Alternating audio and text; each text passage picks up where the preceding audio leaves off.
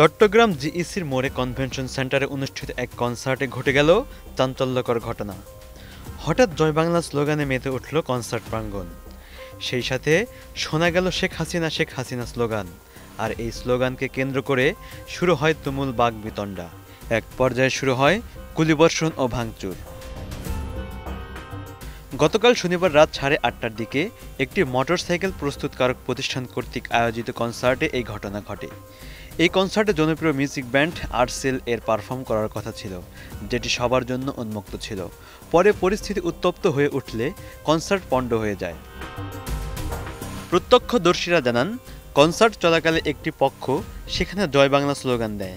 Slogan দেওয়া ব্যক্তিরা ছাত্রলীগের কর্মী বলে জানা গেছে। এ নিয়ে ছাত্রদলের নেতাকর্মীরা প্রতিবাদ করেন। এরপর দুপক্ষের মধ্যে তুমুল বাকবিতণ্ডা শুরু হয়। এক পর্যায়ে এলোপাথারি গুলি চালানো হয়। এতে ছাত্রদলের 2জন গুলিবিদ্ধ হন। গুলিতে 23 বছর বয়সী মোহাম্মদ শরীফ আহত হন।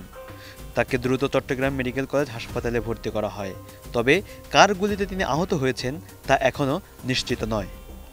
ঘটনার পর সামাজিক যোগাযোগ মাধ্যমে ছড়িয়ে পড়ে একটি ভিডিও, যেখানে দেখা যায় একটি পক্ষ কনভেনশন সেন্টারের গেট ভাঙচুর করছে।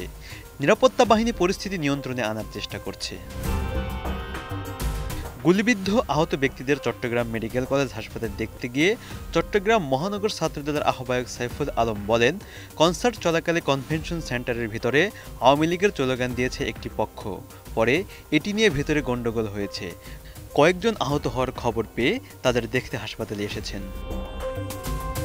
নগরের খুলশী থানার ভারপ্রাপ্ত কর্মকর্তা ওসি শাহিনুজ্জামান বলেন, একটি মোটরসাইকেল প্রস্তুতকারক প্রতিষ্ঠানের অনুষ্ঠানের অনুমতি ছিল, কোনো কনসার্টের অনুমতি ছিল না।